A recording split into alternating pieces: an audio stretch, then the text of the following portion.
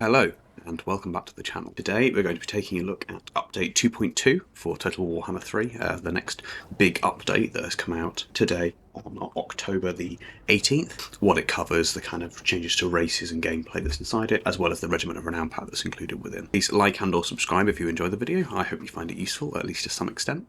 Big thank you to everyone who's already subscribed, it really means the world to me. And I shall be putting out some more content later this week and then onwards. I've just been quite ill, so unable to put out some recently. Without further ado, let's get into the patch notes. So, the first major change coming with update 2.2 is the introduction of the third Regiment of Renown pack for Immortal Empires and also for the other campaigns within Total War Warhammer 3. This is free to everyone who owns the game, so you don't need to own any other DLC in order to get this pack, and it introduces a single Regiment of Renown unit for every single Warhammer 3 factions. So that is the 4 Demon factions, Kislev, Grand Cathay, and the Ogre kingdoms, as well as, of course, the Demon Prince. So what are these Regiments of Renown? I shall very briefly go over them, because obviously there are a few of them, and there are other changes to DCL into video, and I don't want to go on for ages. However, all of these patch notes are in more detail on totalwar.com at their blog site, and of course you can look at them in-game right now once you have downloaded the update. So, starting by looking at the Regiments of Renown, Cathay has a new Terracotta Sentinel called the Green Guardian. This has a built-in redirecting aura where missiles that land near it will be reflected back to their enemy and increase missile resistance over other Terracotta Sentinel units. Orn have a fresh Bloodthirster unit called Khorne's Bloody Fist. This is just an even better version of standard Bloodthirsters. It has damage resistance when near large enemies. This makes it an excellent anti-large killer. Kislev have a shiny new Elemental Bear Regiment of Renown called the Frozen Heart of Winter. This is a standard Elemental Bear, standard stats, other than the fact that it has built-in Heart of Winter as a bound spell. Now, Heart of Winter is a very good high damage spell. Having it built in as a bound spell is excellent, and might make this unit slightly better, although it is still very, very expensive. Nurgle have this entertainingly named Uncle Furuncle, a Great Unclean one. This is a standard Great Unclean one, but it has built into it a Defiling Deluge ability, which means he'll heal himself whilst damaging enemies who read him in an aura. This just makes it even more tanky than other standard Great Unclean ones, kind of built into Nurgle's style. I think they need more units like this in order to kind of fill their niche of the tanky, slow faction. He also has built-in Spirit Leech. He was going to have Miasma Pestilence. I think Spirit Leech is a better ability to have built into him, realistically. Ogre Kingdoms have a new Stonehorn called the Snowhorn of Morn. It has Frostbite attacks, so obviously speed reduction, pretty cool, especially with its big cleavy attacks, and an ability called Glacial Defense, which means it gets increased armor and missile resistance at the expense of some speed whenever it activates it. Pretty cool if it's already in combat, kind of stops it being picked off by very powerful missile units. Ganesh has the Marquis of Masochism, a new Keeper of Secrets Regiment of Renown. The ability there, called Feasting on Fear, where it's kind of built-in passive ability. It regenerates health based on the number of enemies who have had their morale break. This is pretty cool and kind of quite flavourful to Slanesh. It also has abilities being Phantasmagoria and the Enfeebling Foe. Both pretty good spells. Phantasmagoria in particular, stopping the enemy from moving, being quite a nice addition. And finally, Tzeentch has the Golden Griffin of Theurgy, this Lord of Change Regiment of Renown. Increased armour, so it's got a built-in glittering robe above the normal one, and rather than having Tzeentch fire spells like the normal Lord of Change, it has built-in Lord of Metal spells, Searing Doom, and Gehenna's Golden Hounds. I think these are better, and this makes this unit really cool because it's not that much more expensive. So, one of the main changes, obviously annotated with this update, is the new EndGame scenario. We originally thought it was going to be called Yes Yes, but it's actually called Vermintide, Skaven-based one, to do with warp bombs and to do with Laments, kind of Skaven-y. So you'll need to kill off Skaven factions on the map, but for everyone you kill, when the Undercities kind of explode during the endgame scenario, they'll be more powerful and more deadly. This is a pretty cool and another one to just kind of add to the collection, especially when you use Ultimate Crisis mode, which is always really fun, and this just makes it a little bit more kind of spicy almost. There have been a lot of big changes to the gameplay. I won't go through them all in detail. If you want to read them all in full, there'll be a link in description to totalwar.com where you can go and kind of read them in detail. But the main kind of headline ones that I'll just point out is there have been increases to the tutorial and the way that works. Starting AI factions, a lot of them are more likely to survive. Changes to endgame victory objectives, where you can vassalize factions rather than confederating or destroying them. And then my favourite change, which is when you colonise ruins, you now take a vigour penalty rather than hemorrhaging half your army like some weird masochistic army. You just take a bit of a vigour penalty, which makes a lot more sense and means that you won't be colonising a settlement and then having an army appear and going, oh fuck, I've only got 3 units left. So this is pretty good. There have been changes to the way crumbling works, with the kind of percentage-based healing that was brought in with Update 2.0. In Update 2.2, they feel like they want to kind of nerf the way the vampires work. So crumbling damage has been almost doubled, increased by 50% on the damage that units take when crumbling. So if you're playing on higher difficulties or you find your units crumble a lot, expect them to crumble a lot faster and die really, really quickly with this increased damage. Most factions who did not have a channeling stance have received another way to get Winds of Magic. So Beastmen, Greenskins, Lizardmen, Norsca, and the Wood Elves, as well as the Vampire Coast, have all received ways, stances, or buildings that means they get more Winds of Magic. Most of the time it is when they're in their raiding stance. Race-wise, there have been a few major changes, but not tons. A few starting positions moved around, and I will go over the main attributes of the race changes in this video. So the Beastmen main change to the Beastmen has been to Giants, just as a unit. They felt that they were kind of suffering a bit. They have always been a bit crap, just kind of missile shield almost, and not very good at that. So they've increased their armour by 20 and their normal weapon damage and their armour piercing weapon damage both by 50, which just makes them a bit more tanky in melee and do more damage, which is obviously what they need. They have also been buffed across the board to Minotaur health by about 500 health. This isn't huge, but it's a nice change. No major changes to Bretonnia other than the increase of cavalry speed by either 3 or 5 for almost all cavalry units. This was needed as most other cavalry had already been buffed in speed, and this just kind of keeps Bretonnia up. It doesn't mean they're good, they're still shite, but they're fast shite, I guess. The main changes to Dark Elves come in the form of their slave mechanic. They've kind of tried to make it more interactive.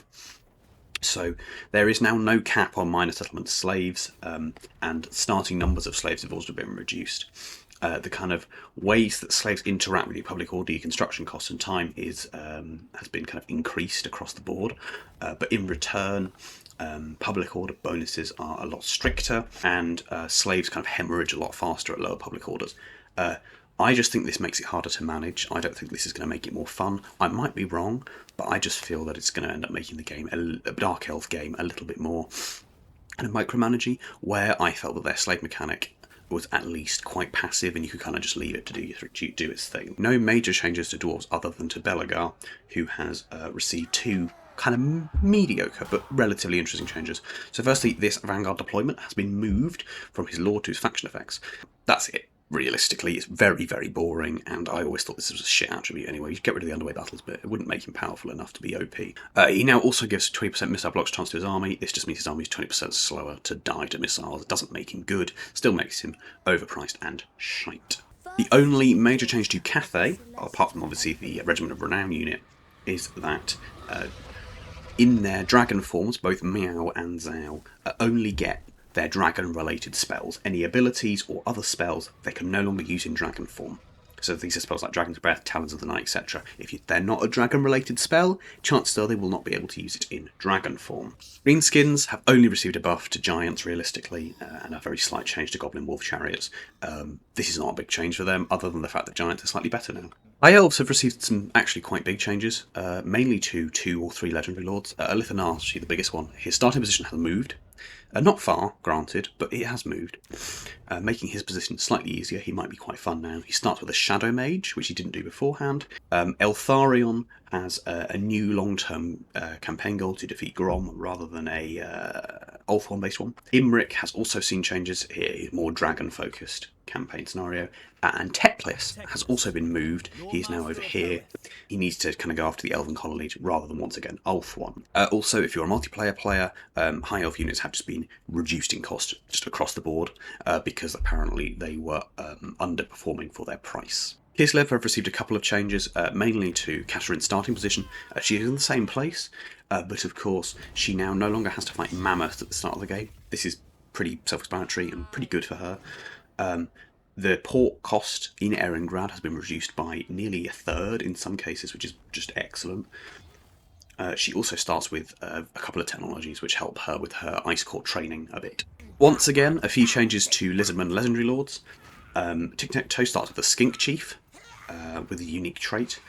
Krokgar no longer targets Lustria, and just is kind of destroying chaos. Nakai has also been focusing more on dealing with the kind of Servants of Darkness and Clan Pestilence, but if they're still alive, once he reaches a short victory, he'll be able to spawn in an army in Lustria to kind of deal with them. An Oxyotl has a reduction to his teleport cooldown, and his kind of short victory objective is to deal with his visions of the Old Ones. Lord Croak has also received just a general nerf, with cooldowns being applied to his Deliverance of Vitsa spells, 15, 20, and 25 per second, respective to levels 1 through 3. Norsca has only really received changes to giants, like the other giant factions, and a buff to Ice Wolves and Trolls as well. The only major change to Ogre Kingdoms is that Scrag has now moved to Karak Angazar rather than Myrmidons.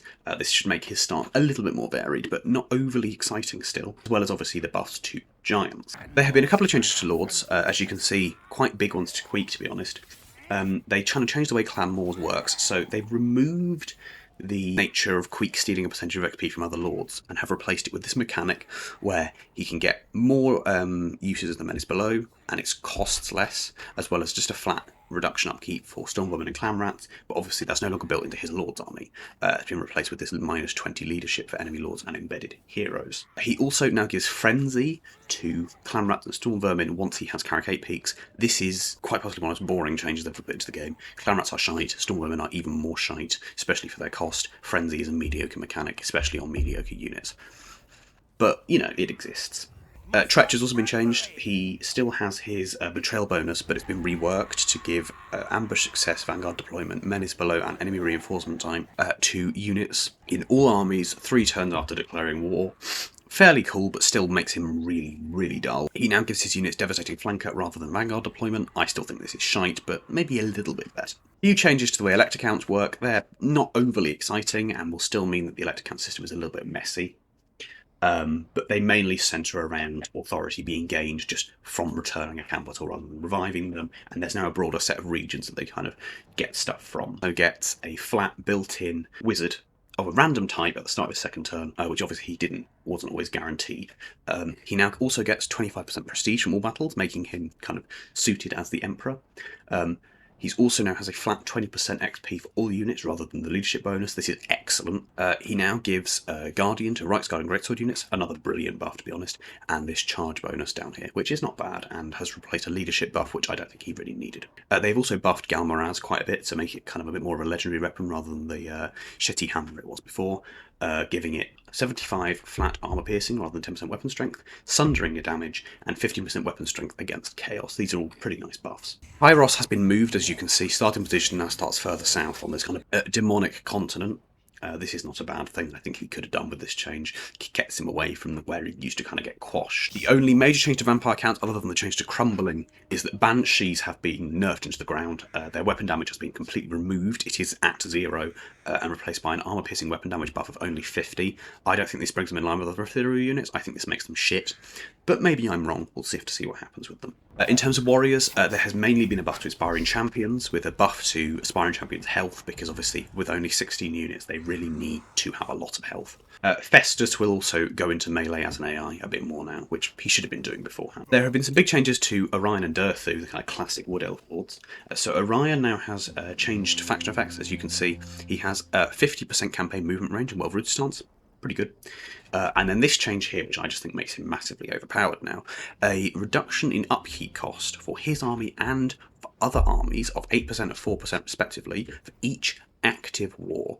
Now, if this just works off you being at war with someone, you can send out your agents to other sides of the map and just declare war on factions you're never going to meet. And, you know, having 12 wars means you are essentially having free army. Orion's army is essentially free, and all your other armies cost half, which with the Wood Elf's expensive units is absolutely amazing. This means that if you get up to 20, 30 wars being engaged, it means Orion's army will be completely free, and almost all your other armies will also be completely free. I can see this being very abusable, and I imagine it will be abused and nerfed very, very quickly. His Lord effects now affect all cavalry units rather than just Wild Riders. This is pretty cool. His Wild Hunt has been buffed as well, which is pretty good. Makes him faster, makes him more interesting. Durthu has received some pretty big changes too. Firstly, faction-wise, Ancient Treemen and Treemen now have Warbreaker. This means they can just rip apart walls. Pretty cool. Mastery of Elemental Winds for Ancient Treemen and Embedded Spellsingers, and Wrath of the Wood, which is a missile buff for Ancient Treemen. This has come alongside a removal of Recruitment cost for branch wraiths reduction didn't matter, and 10 melee attack also didn't really matter. Lord-wise, he has these two here, where they have removed weapon strength and charge bonus and replaced it with Resplendence of Luminescence for Treekin units, weapon damage buff for everything around them, pretty cool, and Annoyance of Netlings for Treemen, which is a nerf to enemies, also pretty cool. He also now starts with a Spell Singer rather than a Branch Wraith. I think this is much, much better for him. Hawk Riders have also been reduced from a 2-turn recruitment time to a 1-turn recruitment time. This is fairly dull, but not unimportant. There have been a few major changes to campaign. One of them is to experience and the way it's kind of calculated. There is a more detailed explanation of this on the blog, but I will go over it briefly here. So, victory type does not matter. You could get a crushing defeat or a heroic victory. It does not matter when it comes to XP calculation. It is to do with the enemy army's value and how much you destroyed, and then to do with how much of your army, kind of what in your army did what, essentially, to give XP respectively. Heroes also just get flat 50% more XP in general from participating, meaning they can kind of keep up with their lords. Lords and heroes now have a mentor skill at level 30 that can be upgraded at 40 and 50. This means that your really high level lords can share a portion of their XP earned among characters of the same type, obviously of a lot lower level, which means that you can kind of get up later game lords that you've kind of recruited to fuel your rising empire, where you might have 1 or 2 lords at a high level because you started with them, and a load at a lower level because you just recently recruited them. This is pretty cool, and I quite like this change. They've also made some big changes to the way unwalled settlement battles work, because obviously this was an issue beforehand. Major settlements are still walled, and will probably maintain that forever. But minor settlements are, by default now, land battles rather than these weird kind of semi-walled settlements. But depending on the garrison within this minor settlement and the chain that's kind of built within it, they can trigger a kind of chance-based unwalled settlement battle instead. And this is in most standard garrison chains starting at tier 2 and increasing likelihood the higher you go. There have been a few changes to heroes and units in the kind of garrison. AI has become more aggressive as well, just in general, with increased XP and aggressive nature of the AI being put into place. They have also done another change to Confederation based on their last one. Obviously, they thought that it needed changing again. This time, they have reduced base aversion whilst buffing military strength weighting. This is very good because it means that if you are a powerful military power, and somebody really likes you, they will just want to confederate, or at least this is the way that they have written it in. There has also been a big reduction to the public order penalty from Confederation. This just makes Confederation a bit more practical, especially on higher difficulty campaigns. There have been graphical and audio changes, pretty minor, but useful. And if you've noticed some previous differences, that you might be able to go and tell them now. There's also been buffs to almost every faction's settlement sounds. Bit more interesting, kind of polishing it up a bit. Update 2.3 has been announced to come in November. This is just their final kind of major update in 2022. I don't think it'll be as big as this. I think it will include bug fixes and balance changes, anything they need to polish up from here, the removal of Orion stuff, and maybe some announcement of kind of the roadmap for the future. But that is a brief overview of the patch notes for 2.2. If you want to read more about them, you can go to totalwar.com. There'll be a link in the description below. I hope you enjoyed the video, at least to some extent. Please feel free to leave a comment. I'll reply to any that are left. Please like and or subscribe. It really means a lot to me. Thank you so much to everyone who's already subscribed. I hope you enjoyed the video, and have a great day, folks.